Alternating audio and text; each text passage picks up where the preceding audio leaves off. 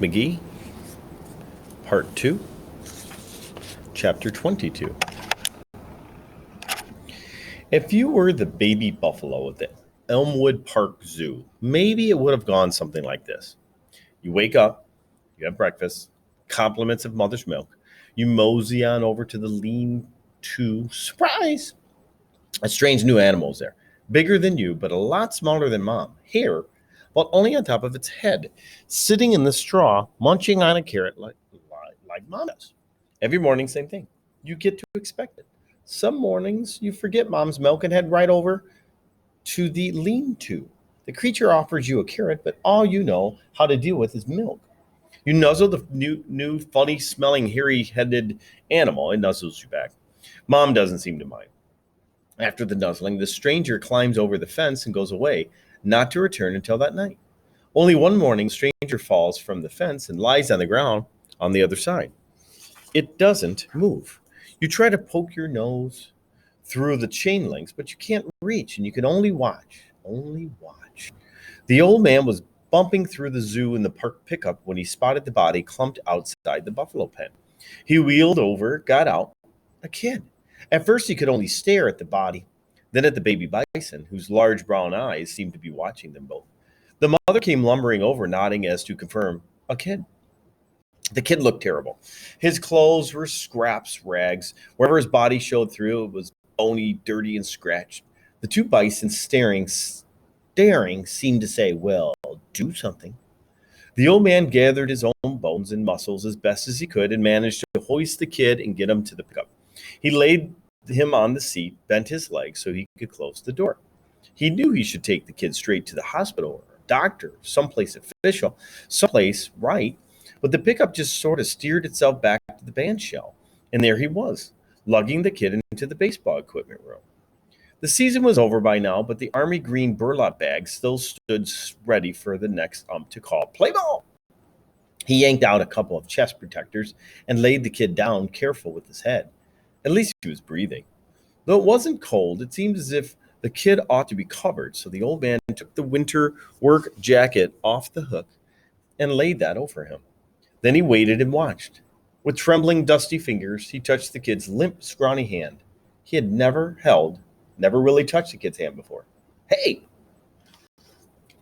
The kid's voice was barely a squeak, but it threw him back. He dropped the hand. Where am I? The old man cleared his throat. The band shell. The band shell? In the back equipment room. The kid's eyes squinted, blinked. And you? What about me? Who are you? Grayson. Grayson, do I know you? He got up. Guess you do now. He went to his hot plate, heated up some water, and made some chicken noodle cup of soup. He gave it to the kid who was sitting up now. You want a spoon? He looked as though he could hardly lift the cup. He held it with both hands and gulped it down. Huh? He said. Never mind. You still hungry? The kid flopped down, back down, a little. Wait here, said Grayson and laughed. 10 minutes later, he was back with a Zepp, a large. It took the kid less time to polish it off than it had taken Grayson to get it. He told the kid not to eat so fast. He'd get sick. The kid nodded. Grayson said, where'd you get them scratches? Oh, some picker bushes. What were you doing there? Hiding. Hiding from whom? Some kids. Where? The kid pointed. Somewhere out there. Some other town. He crossed his legs, Indian style, on the chest protector. Can I ask you a favor? Shoot. Can you go somewhere and get some butterscotch crimpets? Grayson squawked. Crimpets? You still hungry? For them I am. Grayson threw the greasy Zepp wrapper into the wastebasket. I don't know. Maybe you ought to do something for me first. Like what? Like, tell me your name. It's Jeffrey Magee. And where do you live? Well, I did live on Sycamore Street, 728. Did? I guess I don't live there anymore. The old man stared. You said Sycamore? Yep. Ain't that in the East End? Yep. With his fingernail, he scraped a path of dirt off the kid's forearm, and he stared at it. What are you doing? The kid asked. Seeing if you was white under there. Neither spoke for a while. At last, the kid said, anything else you want to ask me? The old man shrugged. Guess not. Oh, come on, don't stop asking. I'm asked out. How about the zoo, huh? Don't you want to know what I was doing at the zoo? At the buffalo pen? The old man sighed. Okay, what? I was living there. With the buffaloes? Yep, with the buffaloes. You like buffaloes? It was dark when I got in there. I thought it was the deer pen. They switched the deer and the buffaloes around last month. Okay with me.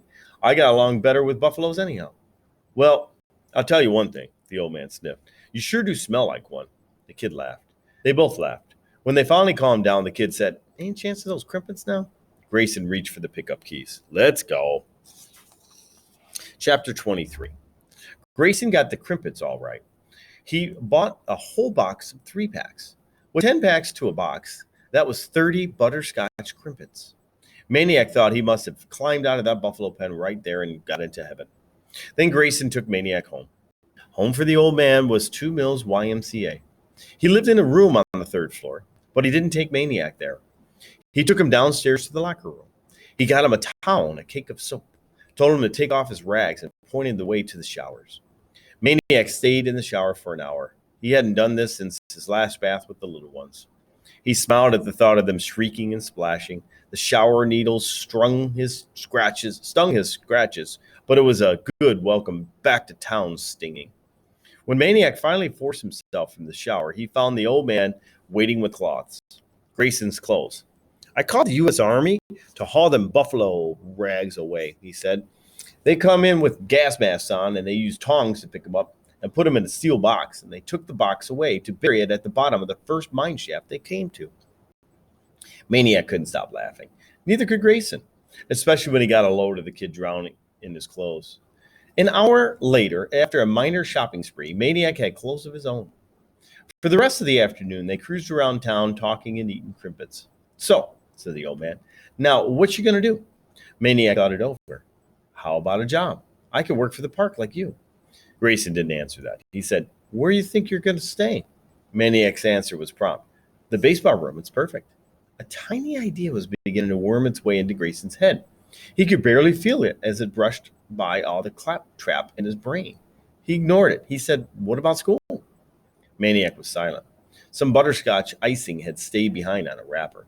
He scooped it up and mopped it from his finger, wishing it were Miss Beale's and not his own.